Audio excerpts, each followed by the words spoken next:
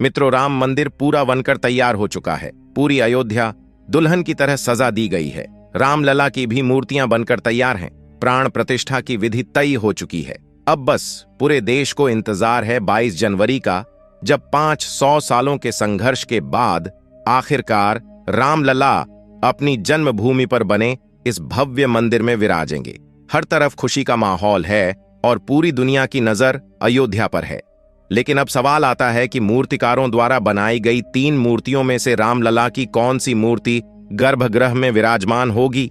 कब बनेगी अयोध्या में प्रभु श्री राम की दुनिया की सबसे ऊंची प्रतिमा?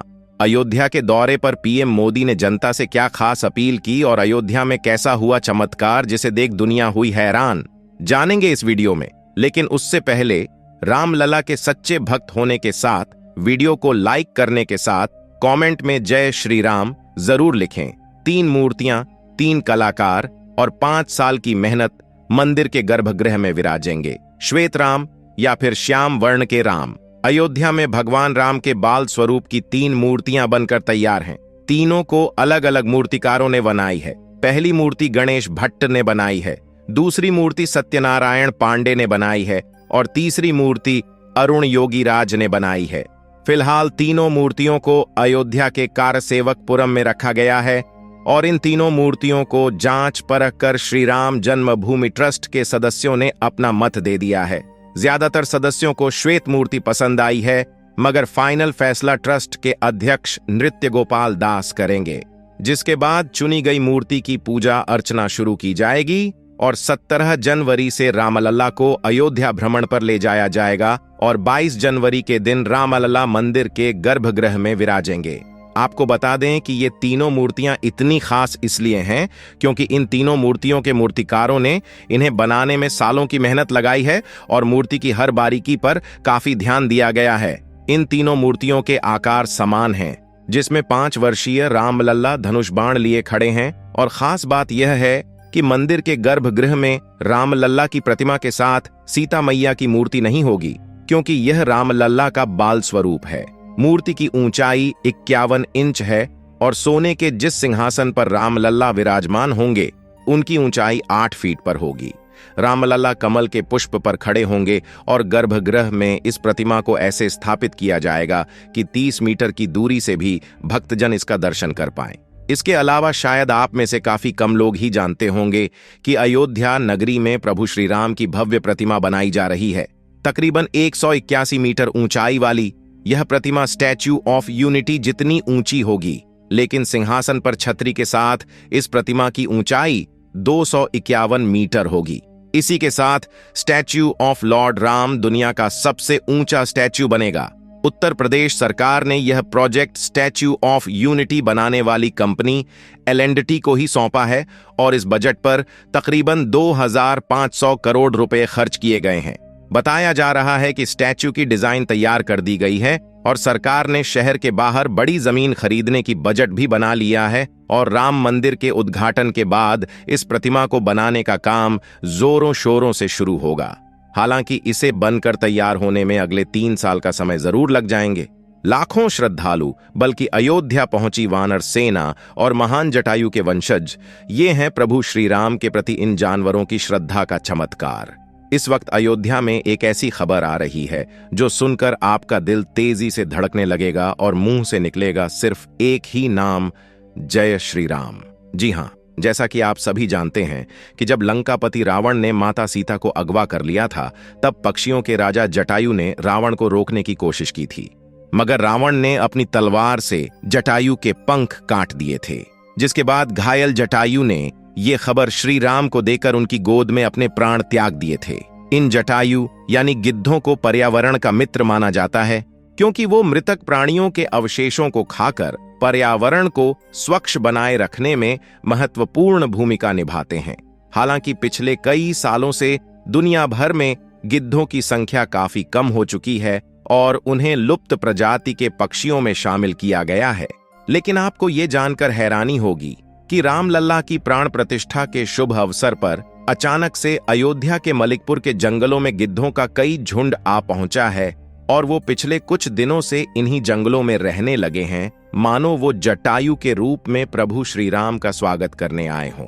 इन गिद्धों का दर्शन करके वहां के लोग एक अलग ही खुशी की लहर महसूस कर रहे हैं।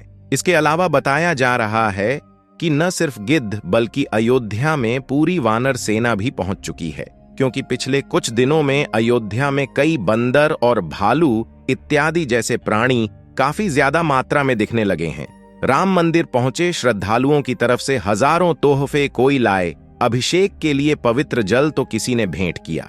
अपने जीवन का सबसे बड़ा आविष्कार तो राम नगरी अयोध्या में प्रभु श्री राम की प्राण प्रतिष्ठा की तैयारी जोरों शोरों से चल रही है।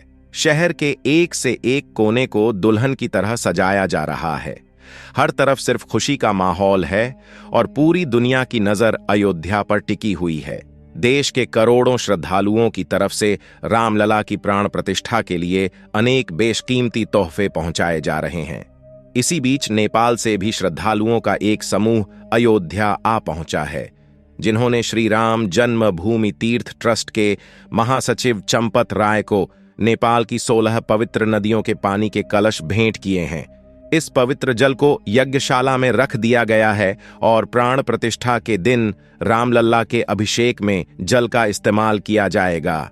दोस्तों, वह कहते हैं ना कि सेवा करने के लिए जेब नहीं बल्कि दिल बड़ा होना चाहिए, और यही साबित कर दिखाया है लखनऊ के रहने वाले अनिल कुमार साहू ने, जिन्होंने राम मंदिर को भेंट में दुनिया का सबसे खास तोहफा दिया है। दरअसल अनिल कुमार जो लखनऊ की सड़कों पर ठेला लगाकर सब्जी बेचते हैं, लेकिन उन्हें बचपन से ही घड़ियों में काफी दिलचस्पी थी। कई सालों तक मेहनत करने के बाद उन्होंने एक ऐसी घड़ी बनाकर दिखाई जिसमें 9 देशों का समय एक साथ दिखता है। एक और खासियत है कि मिनट के लिए इस घड़ी में 2 अलग अलग नहीं बल्कि सिंगल कांटा है, यानी एक ही घड़ी की एक ही सुई से एक ही समय पर 9 देशों का वक्त देखा जा सकता है।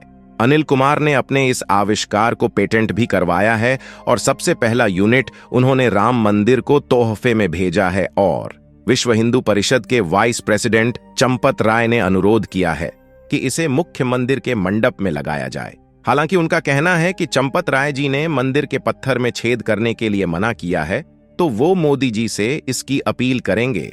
अयोध्या के कण कण में बसे प्रभु श्री राम, हर तरफ गूंजा एक ही नाम, जय श्री राम, जय श्री राम। दोस्तों, सड़कों से लेकर दुकानों तक और नए हवाई अड्डे से लेकर रेलवे स्टेशन तक अयोध्या के कण कण को सजाया जा रहा है।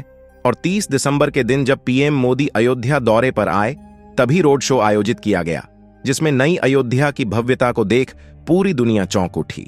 इस रोड शो में हर तरफ जय श्री राम के नारे इस तरह गूंज रहे थे कि पीएम मोदी के भी रोंगटे खड़े हो गए थे। जिसके बाद वो नए अयोध्या धाम रेलवे स्टेशन पहुंचे, जहां उन्होंने 6 वंदे भारत और 2 अमृत भारत ट्रेनों को हरी झंडी दिखाकर रवाना किया। इसके अलावा रेल प्रशासन ने अयोध्या के लिए देश भर से 1000 नई ट्रेनें शुरू करने का ऐलान किया है, ताकि रोजाना 50,000 से ज्यादा श्रद्धालु मंदिर में दर्शन करने आ सकें। वहीं मोदी जी ने 1450 करोड़ की लागत से बनने वाले महर्षि वाल्मीकि अंतर्राष्ट्रीय हवाई अड्डे अयोध्या धाम का उद्घाटन किया। इस हवाई अड्डे के टर्मिनल भवन का क्षेत्रफल 6500 वर्गमीटर होगा, जो कि सालाना 10 लाख यात्रियों को हैंडल कर पाएगा और अयोध्या में टूरिज्म बढ़ेगा। इसके अलावा उन्होंने रोड शो के बाद 140 करोड़ देशवासियों से खास अपील की कि 22 जनवरी के दिन जब अयोध्या में प्रभु विराजमान होंगे, तब अपने घरों में श्री राम ज्योति जलाएं और दिवाली मनाएं, यानी उस दिन पूरा देश जगमगा उठेगा।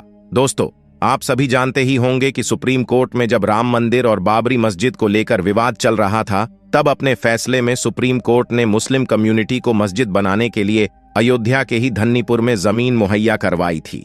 जिसके बाद 26 जनवरी 2021 के दिन उत्तर प्रदेश सुन्नी सेंट्रल वक्फ बोर्ड ने तिरंगा लहराकर इसके निर्माण की प्रक्रिया प्रारंभ की थी। इस मस्जिद का नाम पैगंबर मोहम्मद के नाम पर मोहम्मद बिन अब्दुल्लाह मस्जिद रखा गया है और अब 5 एकड़ जमीन पर बन रही इस मस्जिद की डिजाइन भी फाइनल हो चुकी है और आने वाले कुछ सालों में इस पवित्र स्थल के निर्माण का कार्य भी समाप्त हो जाएगा। इसके बाद एक बार फिर मस्जिद में 5000 से भी ज्यादा नमाजी नमाज अदा कर सकेंगे। वहीं इस इलाके में न सिर्फ मस्जिद बल्कि हॉस्पिटल, म्यूजियम, लाइब्रेरी और रोजाना 2000 लोगों को भोजन बनाने के सक्षम कम्युनिटी किचन भी बनाया जा रहा है। बता दें कि मोहम्मद बिन अब्दुल्ला मस्जिद और राम मंदिर के बीच करीब 25 किलोमीटर का डिस्टेंस है और न सिर्फ मुस्लिम बल्कि हिंदू कम्युनिटी भी इस मस्जिद के निर्माण में सहयोग कर रही है। ठीक वैसे ही जैसे राम मंदिर के निर्माण को देख अयोध्या के मुस्लिम भी खुश हैं। तो दोस्तों, इस तरह अयोध्या नगरी में एक तरफ मस्जिद बन रही है तो दूसरी तरफ राम मंदिर, और इसे ही तो कहते हैं विविधता में एकता।